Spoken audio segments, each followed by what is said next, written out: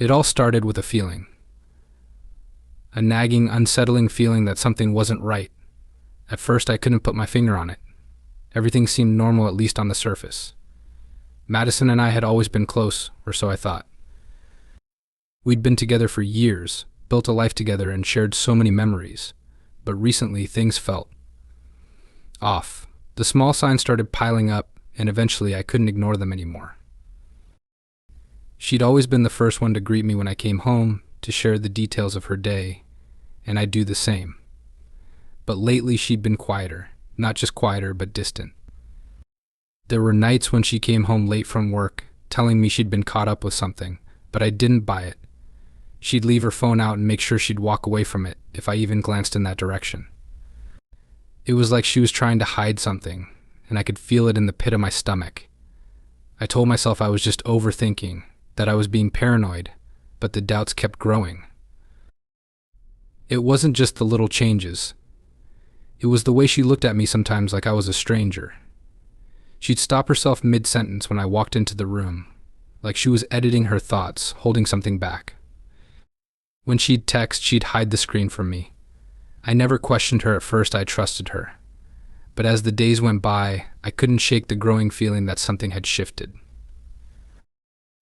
One night, after a particularly cold dinner where we barely spoke, I decided to check her phone. It felt wrong, invasive even, but I couldn't help myself. I had to know what was going on. I didn't find much at first, just some random group chats and messages from friends. But then I came across a text that stopped my heart. It wasn't much, just a few words that seemed innocent at first glance. I can't wait to see you tonight, but that was it. There was no signature, no context, just those words.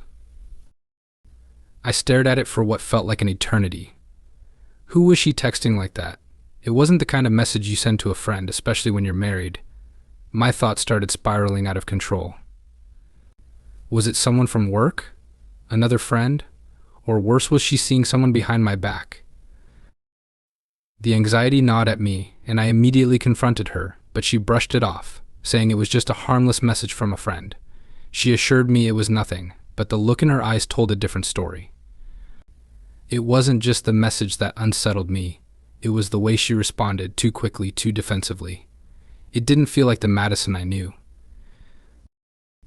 The next few days I couldn't shake the feeling of betrayal. I tried to act normal, but it was impossible. Every time I looked at her, I saw a stranger. The trust we'd built over years seemed to be crumbling right in front of me, and I had no idea what to do. I couldn't just ignore it, not when my gut was screaming that something was terribly wrong. I felt like I was slowly losing her, or maybe she was already gone. The thought of her hiding something from me, cheating, perhaps was too much to bear, but I couldn't let go of it. And that's when I started paying attention. I began noticing more things: the way she'd answer the phone in another room, the text she'd delete the moment I walked into the room. It was like I was the last person she wanted to be around, and it broke me. The more I thought about it, the more certain I became that something was going on. I couldn't ignore it anymore. Something was off, and I needed answers, no matter how painful they might be. It was the first crack in the foundation of our relationship, and I wasn't sure how deep it went, but I had a sinking feeling that this was just the beginning. I wasn't just going to sit back and let this happen. I needed answers, and I wasn't going to wait for her to come clean. The doubt in my mind had grown so intense that I couldn't shake it, no matter how hard I tried. The feeling of betrayal, of her hiding something from me, was eating me alive. I wasn't going to let Madison think she could get away with whatever she was doing. I had to know the truth, even if it meant confronting her with it. The more I thought about it, the more the idea took root. I couldn't just let it go. I couldn't sit around wondering if she was cheating on me while I waited for the inevitable confrontation. I wasn't built for that kind of uncertainty. I needed control over the situation, and if that meant taking matters into my own hands, so be it. That's when I decided to set up hidden cameras around the house. I didn't think I would go this far when the doubts first started creeping in, but the more I watched her, the more I realized how far she'd already gone in hiding things from me. These weren't just subtle changes, these were signs that something was very wrong. I was living with a stranger, and I had to know what was going on. I knew it was risky. Setting up hidden cameras would mean invading her privacy in the worst possible way. Part of me hated myself for even considering it. Madison and I had always been honest with each other. Our relationship had been built on trust, and here I was, ready to betray that trust. But I couldn't help it. Every time I saw her leave the house with a strange look in her eyes, every time she took a phone call in another room, my anxiety would spike. I couldn't just sit back and wonder anymore. I had to know the truth, even if it destroyed everything. So I started looking for places to hide the cameras. I wasn't obvious about it. I chose spots she would never think to check. I installed them discreetly in the living room, the hallway, and the bedroom. My heart would race as I set each one up, knowing that what I was doing was crossing a line. But I justified it to myself. I wasn't spying on her for no reason. I was doing this because she had already betrayed my trust by acting so secretive, by keeping things from me. Once the cameras were in place, I moved on to the next step, setting up a live stream. At first, the idea felt a bit crazy, but the more I thought about it, the more it made sense. If I was going to get the answers I needed, I had to do it in a way that would make her feel the full weight of her actions. I wasn't just looking for closure anymore. I wanted her to face the consequences of what she'd done. I wanted her to see what it felt like to be exposed, to be humiliated the way she had humiliated me. The live stream was my way of taking control of the situation. I could watch her reactions in real time, see her face when she realized that I knew. It was going to be my revenge, my way of showing her that I wasn't some fool who would just sit idly by while she tore apart everything we had. I wanted her to know how it felt to be on the other side of betrayal. I set everything up, checking the cameras one last time, and sat down in front of my laptop. My hands shook slightly, not from fear, but from the anger that was simmering inside me. I was doing this because I had to. I wasn't sure what would happen next, but I knew one thing for sure: I wasn't going to be the one left in the dark anymore. This time I would be the one holding the power. As the days went by, I grew more anxious. The anger I felt toward Madison was building with each passing moment. I had convinced myself that this was the only way to get justice, to show her how badly she'd hurt me. I couldn't shake the feeling that I was on the verge of something that would change everything. But I didn't care. I had to see it through. The first night I'd set everything up, I stayed up late, watching the camera feed on my laptop.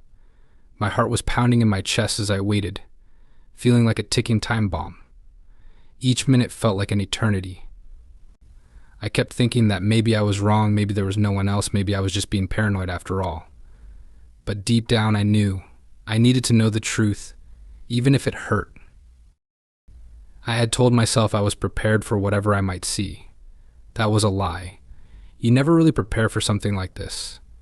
The quiet house around me felt like a pressure cooker, the silence broken only by the sound of my breathing, and the occasional click of the laptop keys. I was tense, my body stiff with anticipation. The truth felt like a shadow, always hovering at the edge of my consciousness, just out of reach. Then around midnight, it happened. Madison came home earlier than usual. I didn't expect her back so soon, and my heart skipped a beat as I saw her walk through the door. She was smiling, laughing even, as she stepped inside. I hadn't heard her laugh like that in months. It wasn't the normal, tired laugh I'd grown used to. This was different. It was light, carefree, something I hadn't heard in a long time. That laugh hit me like a punch in the gut. I froze. Something wasn't right. Then I saw him. Another man followed her inside. My pulse quickened. My stomach flipped. I could feel the blood draining from my face as I watched. I wanted to look away, to stop watching, but I couldn't. It was like I was paralyzed, trapped in my own mind. I was witnessing something I never thought I'd see. This was real, not some fantasy or a dream. It was happening right in front of me, in my own home. They weren't just talking. Madison and this man were close, too close. She was touching him, laughing in a way that felt so foreign to me. They stood in the entryway, oblivious to the world, and kissed. It was brief, but it was enough. The shock hit me like a ton of bricks, and my heart dropped into my stomach. The man kissed her, and she kissed him back without hesitation. No guilt, no remorse. just the action of two people who shared something far deeper than I could ever have imagined. I didn't know what to do. Anger boiled inside me, but it was mixed with disbelief. How could she do this? How could Madison, the woman I'd built a life with, the one I trusted more than anyone, betray me like this? I felt like I was suffocating, my chest tight with the weight of the truth. I never thought I'd have to face this, never thought I'd be the one watching the woman I loved give herself to another man, right under my nose. I kept watching, unable to tear my eyes away from the screen. The worst part wasn't just seeing the kiss, it was watching her so comfortable in it. She didn't seem to hesitate, didn't pull away, didn't even look guilty. She was in it, completely in it. And that realization crushed me more than anything else. In the silence of my living room, I could hear the sound of her laughter echoing in my mind, taunting me. It felt like I was being gutted piece by piece. The anger inside me started to rise, but it was mixed with an overwhelming sense of sadness. I wanted to shout, to scream, but all I could do was watch. It wasn't just the fact that she was cheating, it was how easily she'd slipped into it, how quickly she'd abandoned everything we had. The thought of her with someone else, laughing, kissing, being happy without me was more than I could bear. As I watched them move through the house, I could feel the distance between us growing wider. Everything I had believed in, everything I had worked for, was now in pieces. It wasn't just betrayal, it was the realization that I had been living a lie. My whole world had shifted, and I couldn't find my footing. I had thought that I wanted the truth, but seeing it unfold in front of me was more painful than I could have ever imagined. In the days that followed, I replayed the footage over and over again in my mind. I couldn't stop thinking about what I had seen. Every time I closed my eyes, all I could see was Madison with him, laughing, kissing, so effortlessly entwined with someone else. The image burned in my brain, and no matter how much I tried to focus on anything else, it was there, lingering, impossible to ignore. It was a pain that went beyond heartbreak. It was as if the world had tilted on its axis, and nothing felt stable anymore. At first, I felt a rush of rage. I wanted to confront her, demand answers, maybe even scream at her face to face. But that anger quickly turned into something else, a cold, calculating resolve. The more I thought about it, the more I realized that confronting her directly wouldn't be enough. It wouldn't bring me the closure I needed. I couldn't just let this go with a few angry words and tearful pleas. No, I needed something more. I needed her to understand the full weight of what she had done, the depth of the betrayal she'd caused. She needed to feel the consequences of her actions, and I wasn't going to let her off easy. I told myself that what I was planning wasn't about revenge, but deep down I knew it was. It was about making her see the damage she had done, not just to our relationship, but to me. She had shattered my trust, and I wanted her to feel that loss as deeply as I did. The idea of streaming everything I knew to the world wasn't just about exposing her, it was about showing her that I wouldn't be the fool anymore. I wouldn't let her walk all over me, thinking she could keep secrets while I stayed in the dark. She had taken something precious from me, and now I was going to take something from her. The more I thought about it, the clearer the plan became. I would set up the live stream and I would watch her crumble in front of an audience.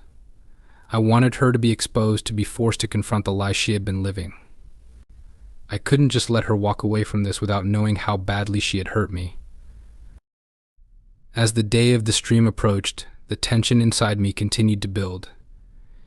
It was as if I was standing on the edge of a cliff, and all it would take was one push to send everything spiraling out of control. My mind was racing, and I kept thinking about how Madison would react when she saw the live stream. Would she be shocked? Deny everything? Would she beg for my forgiveness? I didn't know what to expect, but I knew I wouldn't back down. This was the only way to make her see the gravity of what she had done. The live stream wasn't just a way to get back at her, it was my way of taking control. I wasn't going to be the victim anymore. I wasn't going to sit back and let her dictate the terms of our relationship. No, this was my chance to reclaim some power, to take back what she had stolen from me. It wasn't enough to just know the truth. I needed to make her face it, make her see the consequences of her actions. As I set everything up, I felt a strange mix of emotions, anger, satisfaction, and even a touch of guilt. Part of me still questioned whether this was the right thing to do. Couldn't I just confront her, talk to her like an adult? But then I reminded myself of what she had done. She had crossed a line. She had shattered my trust in a way that couldn't be fixed with a conversation. She needed to be held accountable for her choices. And this was the only way I could think of to do that. I kept reminding myself that I wasn't doing this for the wrong reasons. I wasn't trying to destroy her. I just wanted her to feel the pain she had caused. But deep down, I knew this was more than just about justice, it was about revenge. And as much as I tried to justify it, a part of me couldn't deny that I was doing it to make her suffer, to make her realize the depth of her betrayal. The more I thought about it, the more certain I became that this was the right thing to do. I wasn't sure what would happen next, but I knew I was ready. I was ready to expose her, to make her face the truth, and maybe, just maybe, I would feel something close to satisfaction when I saw her realize what she had done. The night of the live stream, I felt a mix of anticipation and dread. I had everything set up, my laptop was open, the cameras were rolling, and I could see the whole layout of the house from the multiple angles I had positioned. I had been waiting for this moment, building up to it for days, and now that it was finally here, I wasn't sure how to feel. The coldness in my chest was overwhelming, and it was almost as if my body was warning me to stop before I went too far. But I couldn't. I had to see this through. As I sat there staring at the feed, I could feel my heart beating faster. Madison would be home soon, and everything I had planned was about to unfold. I kept replaying the way she had acted in the past few weeks, how she had been so distant, the way she looked at her phone when she thought I wasn't looking, the way she had kept slipping away from me. It all made sense now. The truth was out in the open, and I was going to be the one to expose it, to make her understand the weight of what she'd done. When the door finally opened and I saw her walk in, my breath caught in my throat. She looked just like she always did, but to me she was already different. This was no longer my Madison. This was the woman who had betrayed me. She was carrying a bag, her hair down, looking casual, but there was a strange air about her. She didn't know what was waiting for her. I watched as she moved through the house, as she went about her usual routine. It was eerie seeing her go through the motions, completely unaware that I was watching her every move. The guilt inside me was suffocating, but the anger I felt burned hotter. The way she had smiled at him, the way she had kissed him, it kept replaying in my mind. I wasn't sure how to stop it. I wasn't sure I even wanted to anymore. I decided it was time. I couldn't wait any longer. I switched on the live stream, and for a moment, I hesitated. I wondered what would happen when she saw it. Would she break down? Would she confess? Or would she try to deny it, try to lie her way out of it?